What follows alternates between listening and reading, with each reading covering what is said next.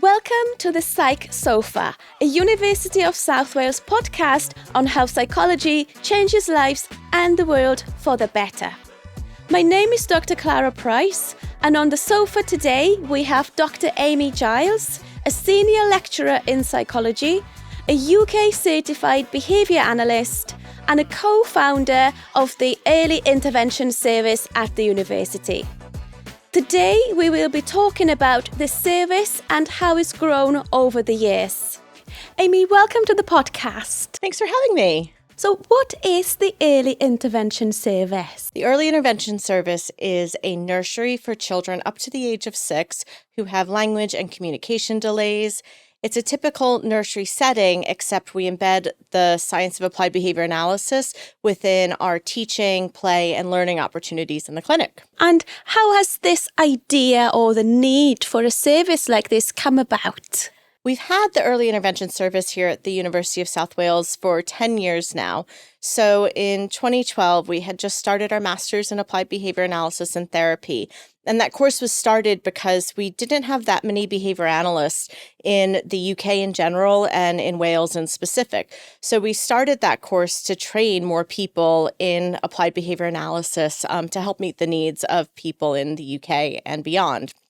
What we wanted to do then as part of this training is create an opportunity for people to gain applied real-world practice. We also wanted to create an opportunity for people who wanted to receive ABA-based services to be able to do so within South Wales. There weren't that many places or providers who were providing this sort of intervention and service. So we started the Early Intervention Service with some internal funding from the university. And in 2013, we started providing placements for undergraduate and postgraduate students to work in the service, as well as providing these ABA-based interventions to children and their families in the South Wales area.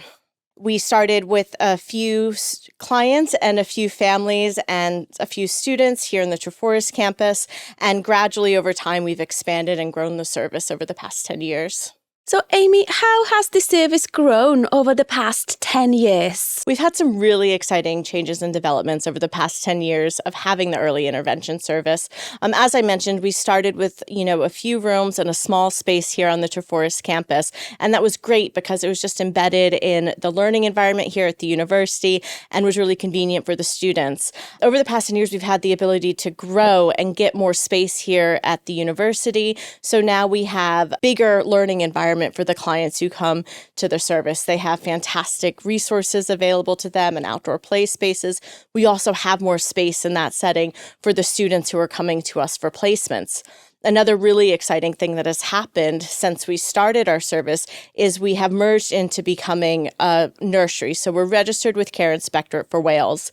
As part of becoming not just an early intervention service, but a registered nursery, we've been able to bring in expertise in nursery and early years education. So we now have expanded our expertise within the early intervention clinic. So we still have experts in applied behavior analysis, but we also have staff who really know and are experts in early childhood, nursery, and development of young children. And I think what that's really created is a special environment where parents, when they bring their children, they feel like we have a safe, warm, inviting, engaging environment for their children. We have experts who can really cater to the curriculum that's necessary in a nursery setting. And then we have the behavior analysts who can really help to develop these individualized strategies to really help with the communication and learning needs of the children who are served in this service. That's fantastic. Thank you, Aimee. You're welcome. So what is your current involvement with the clinic? Currently, I have a few hats that I wear in the early intervention service. I'm what's known as a responsible individual. So that is a role that is related to our nursery provision. And I help to ensure that the fantastic staff that we have in the clinic, whether they're the behavior analytic or the nursery staff, are adhering to the regulations and laws that we have for being a nursery placement. I'm also a course leader on several postgraduate courses, our MSc in Behaviour Analysis and Therapy, and also our postgraduate diploma supervised practice in behavior analysis. And what that means is I am supervising students who are completing their postgraduate placements in the early intervention service. So I get to meet with students who are working with the clients in the service and help them to develop their behavior analytics skills with those students and help to ensure that we're providing a really good provision to the clients and that the students are getting really good training and experience. I also, because I'm an academic, I'm also an active researcher. So I'm part of supervising students who maybe are completing undergraduate or postgraduate dissertations in the clinic. So I help to supervise and manage some of those research projects as well. And are there any interesting projects that you currently manage at the moment? At the moment, one of my areas of research interest is something called procedural fidelity. And essentially that means are people who are supposed to be teaching or implementing interventions, are they doing it the way that it was designed? Because what we know is if they're not implemented as designed, sometimes they don't work as well. So I'm supervising a project this year with some of our undergraduate students where we're looking at some of the challenges people might experience when they implement an intervention called Picture Exchange Communication System. So we're gathering data to see how is that being conducted in a real world setting like the early intervention service, and how can we support people to be able to follow that protocol to the best of their ability. Thank you, Aimee. And is there anything else that you would like to add to this conversation today? I think when I think about where we started with the early intervention service and where we are now, we started in a room with a corridor next to it. And I just remember we had students and staff who were just really enthusiastic and really passionate about helping children to be autonomous, independent, happy children, to be able to go into school and participate and make friends and learn from school. And it just started from, a place with just a lot of enthusiasm, but maybe not so many resources. And I see how the work that our students and the other staff have done over the past 10 years, and to see the provision that we have now.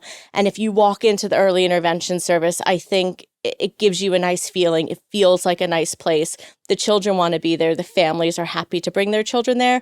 And we have students who just get fantastic experiences and get to really see how what we can do as psychologists can really make a difference to children. We have children who had no way to communicate, who now have a means to communicate with their family and friends. And I think that to see that progress over the past 10 years is just something that I'm really proud to be a part of and to continue to be a part of today. That's fantastic. Thank you so much, Aimee. Thank you for having me. And next on the sofa is Dr. Emily Groves, a lecturer in psychology and a UK certified behaviour analyst. Emily, welcome to the podcast. Thank you for having me. So, the early intervention service is part of a university. So, what is it that makes it unique? I think that what makes the early intervention service unique is that not only are we providing a service to children who need our support, but we are also a training clinic for undergraduate and postgraduate students. So our clinic allows us to train up students in psychology and behaviour analysis. And so we have a training hierarchy, a training system for undergraduate students. Every student enrolled in a psychology programme at the University of South Wales is guaranteed a placement at the early intervention service if they'd like one. And when students first begin a placement with us, they'll be what we call level 1 students. And as part of that placement, they essentially get a taster for what behaviour analysis is and what it looks like in practice. And they will be involved in things like sort of elementary data collection procedures, and they'll become familiar with what it's like to be in that type of setting, so an early intervention service as well as a registered nursery, and become familiar with the policies and procedures that we need to follow in that type of environment. Students who wish to pursue their placement with us can then move on to level 2. And then at that stage, students become a bit more involved in the therapeutic side of things. So they begin learning some skills in how to actually implement some of the procedures that we're using at the early intervention service. So some of the teaching strategies that are being employed there. And we utilise evidence-based training strategies like behavioural skills training to train them in those skills. And then we have a third training stage. So level 3 students, if they pursue the placement further, they can go on to become level 3s, we call them. And at that point, they're essentially trained therapists, and they have a great deal of skills at that point, and they gain more responsibilities, and they can lead sessions. So they can lead therapeutic sessions with our children. And students who pursue those placements really take away meaningful skills and transferable skills that they can use out in the workplace. We've even had students who have volunteered at the clinic up to level 2 and level 3 go on to get employed work in that field, in that area, because of their experiences and the skills that they've acquired during their placements with us. So that's our undergraduate placement. But then we also have postgraduate placements. So we have a degree program called Postgraduate Diploma in Supervised Practice in Behaviour Analysis, which I'm a supervisor on. And as part of that degree program, students take placements across different sites. And one of the placements is the early intervention service. So most of our postgraduates will have a placement at the EIS.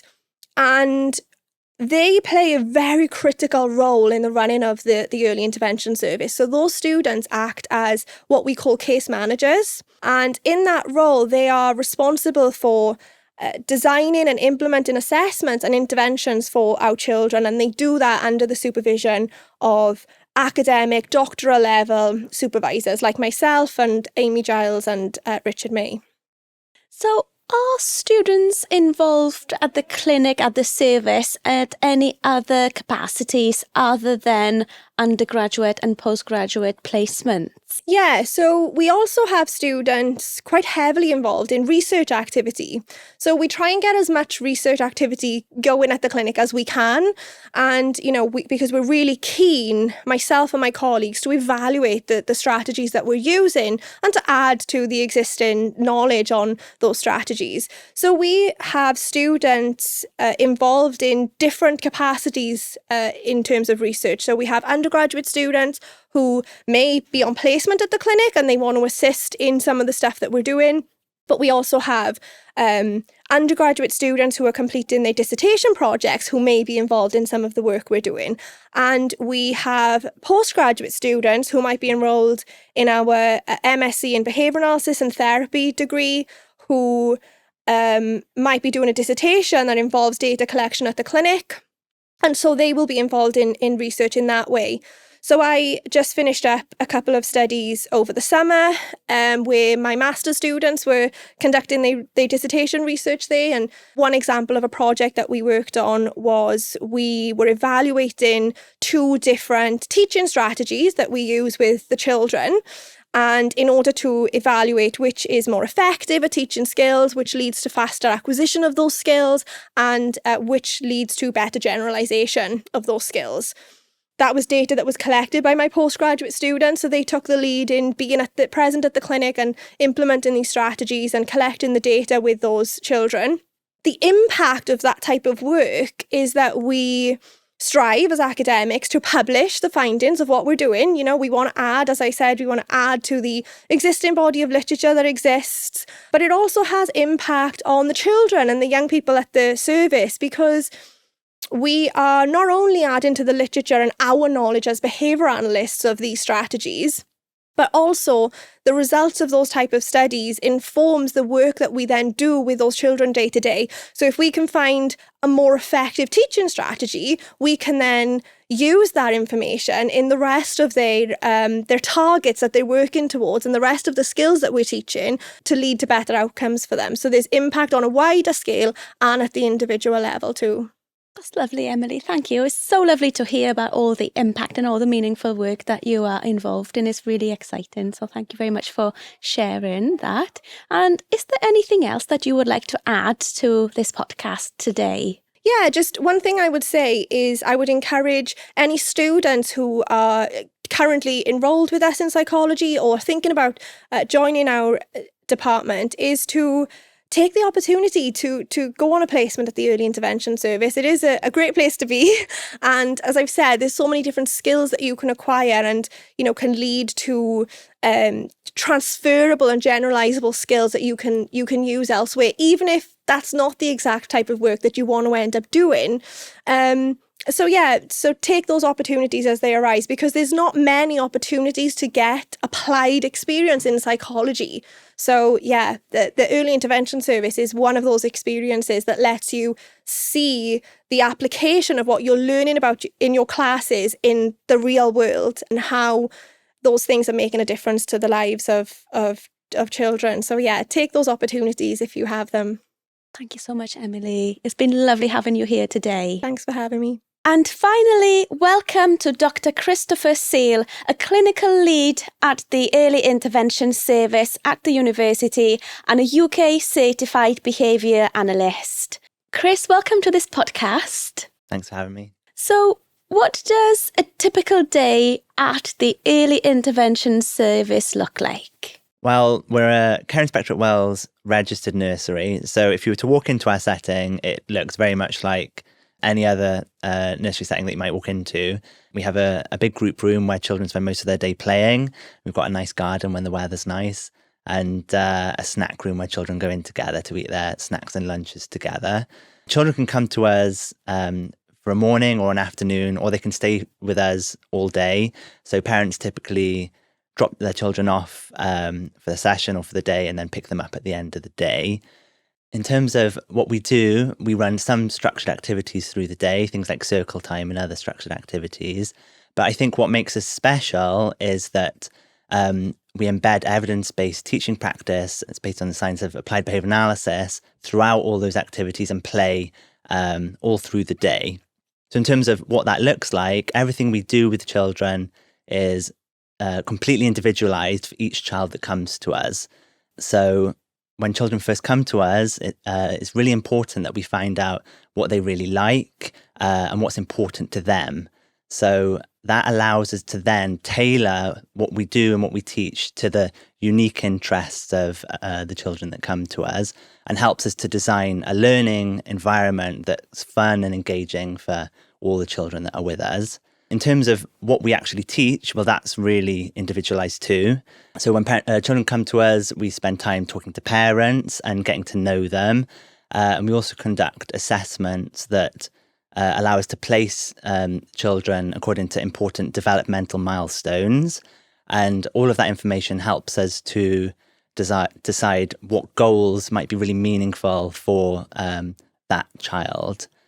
Most often, what we tend to work on are language and communication skills, given that it's those skills that allow children to get what they want and need outside of the service, and obviously in the service. But quite often children that come to us, they've got very limited communication skills or non-existent communication skills. So the only way that they might be able to get what they want is perhaps through more challenging behaviour like aggression or tantrums. So I think one of the things we do at the Early Intervention Service that has the biggest impact is giving those children a voice and a way to tell us when they're hungry or when they're bored or they might need something. At the EIS, we try and find a communication strategy that works for each child, whether that's teaching them to build their vocal communication or some other strategies. So that might not always be the best communication strategy for all children. So another thing we do is teach children to use the picture exchange communication system, which involves teaching children to exchange a picture to tell adults or other people they're communicating with what they want. And I think that can be a really special moment when you see that a child's got the idea that they can get an adult to do what they want by exchanging that picture. And for a child that's never had any way of communicating what they want before, I think that's a really a big thing that we can do. But then talking about kind of how our service might be different to other typical nurseries, I think something that we do that's important is that we're very systematic and we take lots of data on how things are going for all the children that come to us. And that's really important in being able to know that what we're doing is working for those children. So we're very systematic and we take that data so that if something isn't working, we can change how we're teaching to make sure that all children can learn. I think that's really important for children that might need additional help to pick up really important skills. What other benefits are there that the service provides beyond children and families? So I'm thinking about communities. What does the service provide for the community? I think a really important service that we provide is the therapy that we provide to the children, obviously, because given that we are a nursery that parents can bring their children to, I think that's really valuable for families, given that the alternative would be to set up home therapy programs, which can be quite challenging and have a lot of other challenges related to setting up those sorts of services in the home. I'm sure you can imagine. So having a site where parents can drop their children off, have some respite, but also it be a setting with trained professionals that's set up to meet the needs of the children that come to us, I think is really special. Families that come to us really do value that aspect of the service that we provide. I think the other big thing is that we're a training clinic. Lots of students come to us for training as therapists or as consultants, and then as a result of that training, they go on and increase the provision that's available in the community for families that need those sorts of services. So it's building more expertise, I guess, in the community to help address the need. And I was one of those students who's come through the university, so it's really nice to have come through that training and now be able to contribute to the continuation of kind of that training. I guess another thing is that we have the Emma Aberley Scholarship, which is a fund that's set up to help families that might not otherwise be able to access our services, be able to afford to come to us. So what does that scholarship look like, or where was it set up initially? The scholarship was set up in memory of a student at the university who used to volunteer at the early intervention service, and she really valued her time at the service, who unfortunately passed away. And her family set up the fund to support families as they knew that Emma had really valued what we did with children. Parents can apply for that scholarship. It's a needs-based scholarship, so there's criteria. We aim to run that annually. Thank you, Chris. And you mentioned training. So what does the current training look like for perhaps, future practitioners or people who would want to pursue careers in the behaviour analysis field? So we have two training pathways, I guess, if want of a better word. We offer undergraduate placements for students of psychology who are able to come to us to train as therapists and learn about how to deliver the teaching practices and interventions that we do.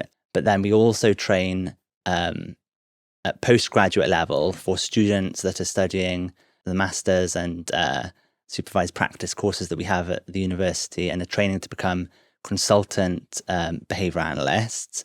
They come to the EAS to gain basic case management skills in terms of how to design the best teaching practices that work and best design teaching practices to build skills with the children that come to us.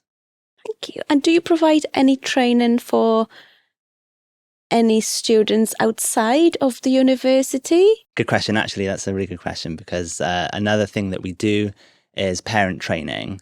But something else we do is that we deliver an external course called Practical Skills in Behaviour Analysis, which is aimed at parents and school professionals, teachers and other professionals working in schools who can sign up to the course to learn a little bit more about behaviour analysis and the evidence-based practices that we use. It might be appropriate for professionals that want to learn a little bit more about why challenging behaviour occurs. And we run that course every spring for external professionals. Thank you very much for chatting to us today, Chris. Really appreciate it. Thank you so much for having me. Thank you for listening, and thank you to our guests, Dr. Aimee Giles, Dr. Emily Grooves and Dr. Christopher Seel. To find out more about this podcast and our work, please search USW Psychology.